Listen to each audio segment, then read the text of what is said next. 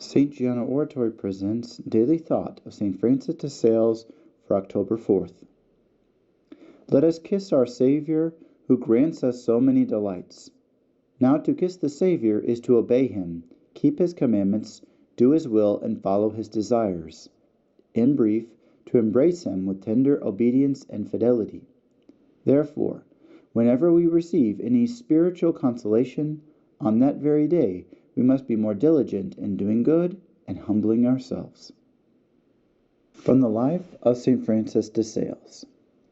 There is so much that could be said about the devotion with which Francis de Sales celebrated the feast of St. Francis of Assisi, his patron.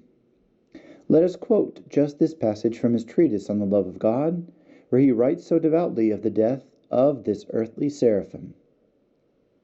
Quote, "Speaking of heavenly love, I always have before my eyes the great Saint Francis of Assisi. He could not escape dying by love because of the multitude and grandeur of the languors, ecstasies, and swoons his love for God brought him. In addition to this, God, who had set before his view the whole world as a miracle of love, willed that he should not only die for love, but also that he should die of love. I beg you to consider his death. When he saw that he was on the point of departure, he asked to be laid naked upon the ground. Then, after he had received as alms a habit with which he was clothed, he exhorted his brethren and encouraged them to show reverent love of God and the Church. He had someone read the Passion of the Savior, and then with much devotion he began to recite Psalm 142. I cry out to the Lord, lead me forth from prison, that I may give thanks to your name.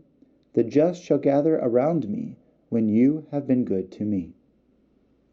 Can anyone fail to see that this seraphic man, who had desired so greatly to be martyred and to die for love, in the end died of love?